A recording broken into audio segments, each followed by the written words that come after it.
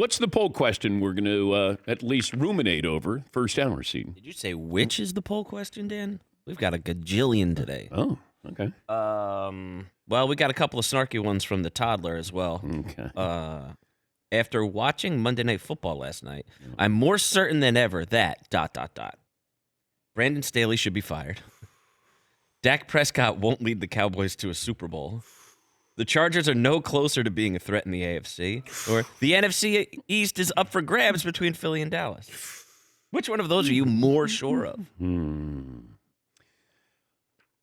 It's that's 4 different topics right there. Yeah.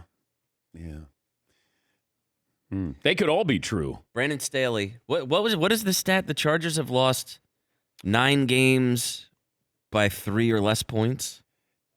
Since the start of last season, the Chargers have had 11 games decided by 3 points or less, most in the NFL. Over that span, the Chargers have lost 6 by 3 points or less. Only the Broncos have lost more.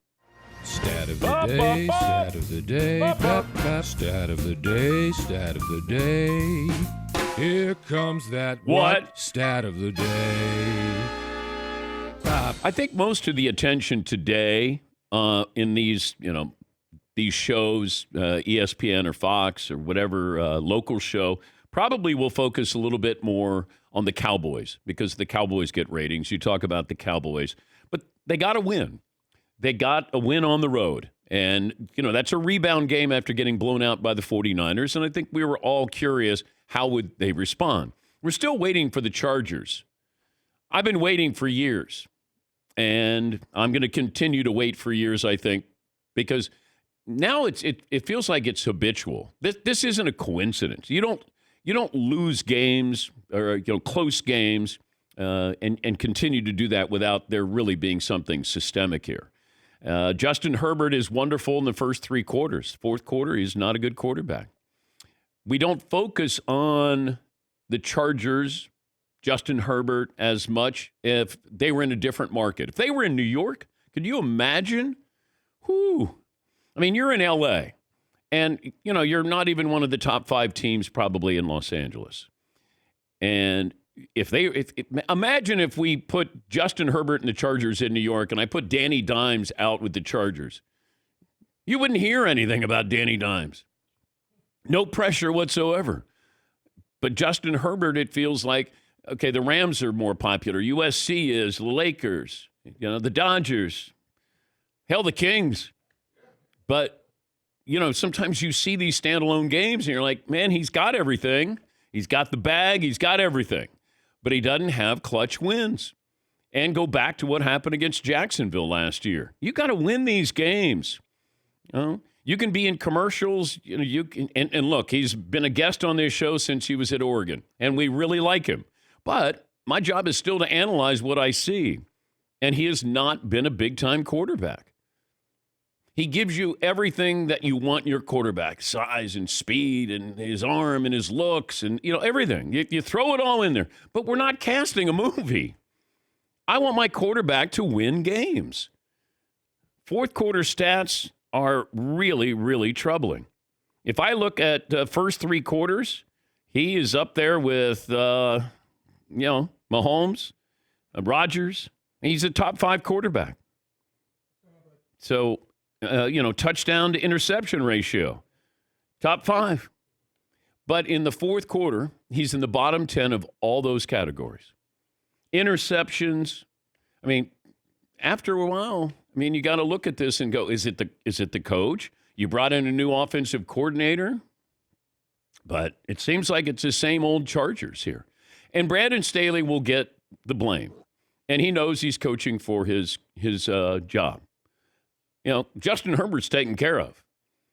And can he be great? Imagine, look at the scrutiny that Josh Allen faces, right? That's week to week that we keep going, okay, yeah, when are you going to be the MVP? Well, we should be scrutinizing Justin Herbert as well. Imagine if he played in Dallas.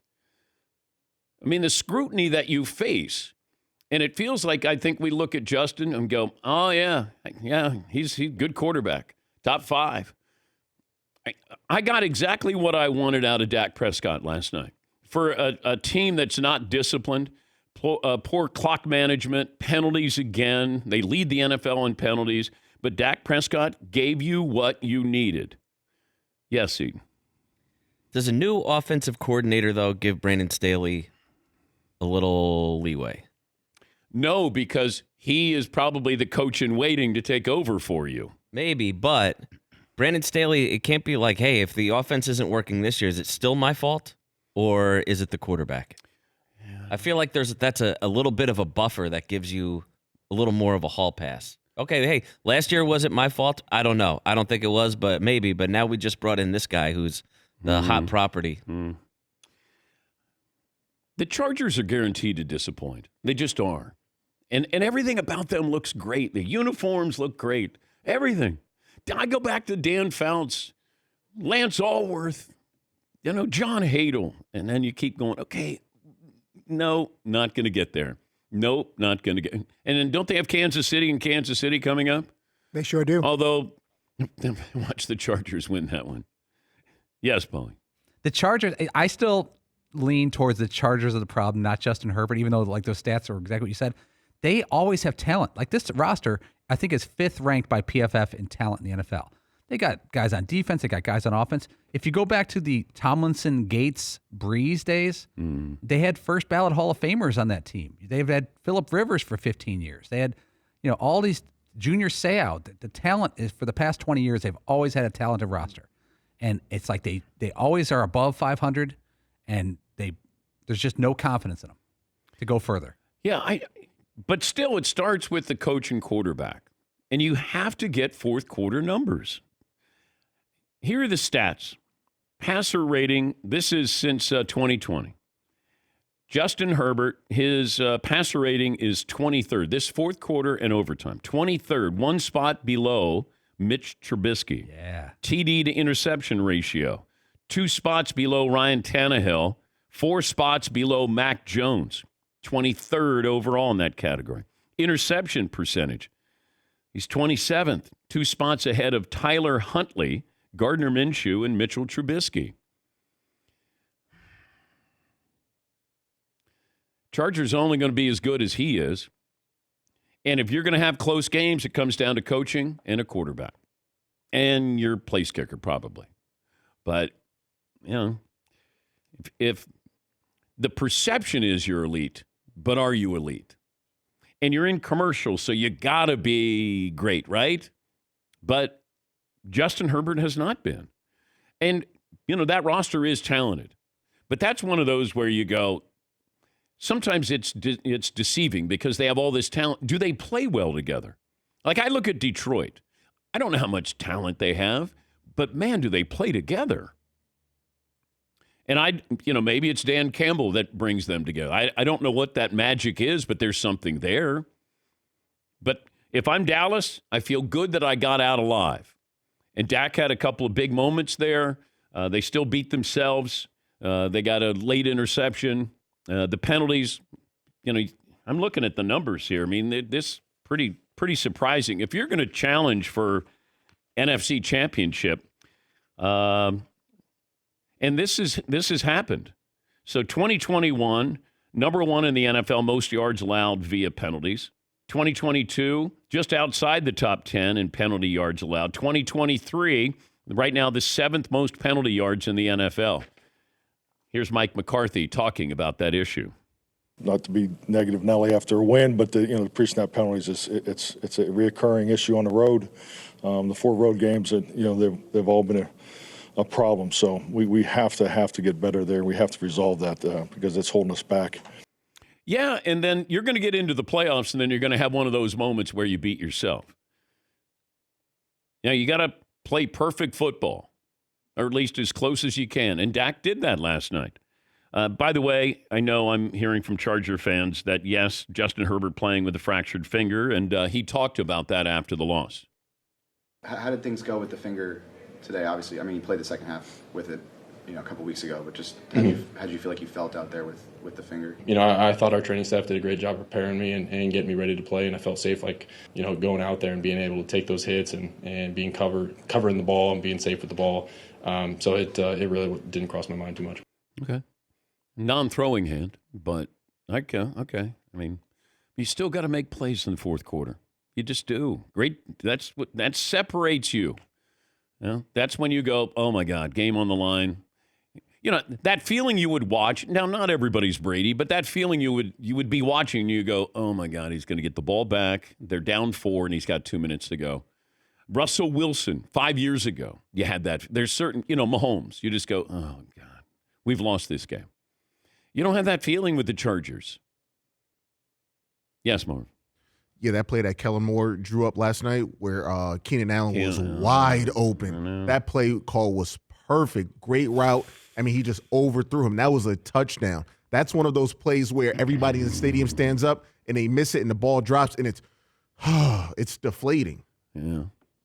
Not literally. The ball. No. The ball's not deflating. No. Yeah. I don't start anything. The play could be deflating. Yes, Todd. The Chargers could have the ball with the lead late in games, and you can have that same reaction. Oh, we're going to lose this game.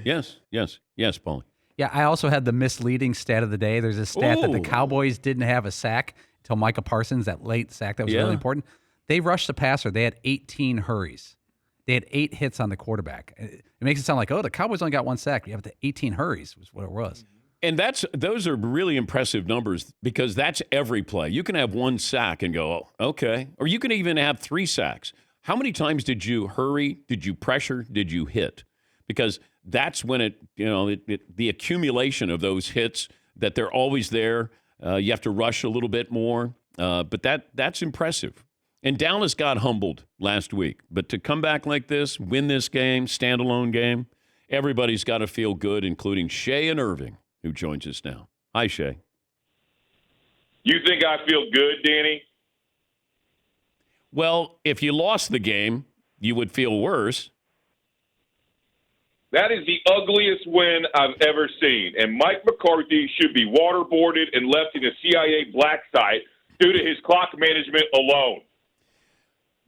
The clock management, that's an issue. You're right about that. But so is his blood pressure, Danny, and the penalties.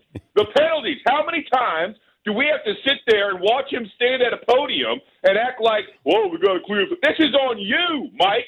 Look in the freaking mirror. What is this, year 4? What the hell's going on? But you won. If Herbert makes one of those throws, we lose. Period. True. Period. Danny, that was not a good win. That was ugly as hell. This offense is stale. I don't feel any better about the Cowboys after that win. You ain't beating the Eagles playing like that, Danny. I don't know if the Eagles are as good as everybody thinks the Eagles are. So I wouldn't count out the Cowboys. You got them in 2 weeks here. Dak played well. That's all you want. No mistakes. He ran the ball, had a couple of touchdowns. He's got CeeDee Lamb. I love Pollard. You're okay. You're fine. Although if it comes down to my coach versus your coach, you might be in trouble. You know your positivity just makes it hurt more, right, Danny? Why? I'm trying to help you. We all saw the same game. They looked bad, Danny. The Chargers just looked worse. I'll talk to you on Thursday. Whatever, Danny. All right, that's Shay and Irving, part of the gambling podcast. Dan Patrick Takes a Gamble. That'll be Thursday with Bad Larry and Dylan, the graphics guy.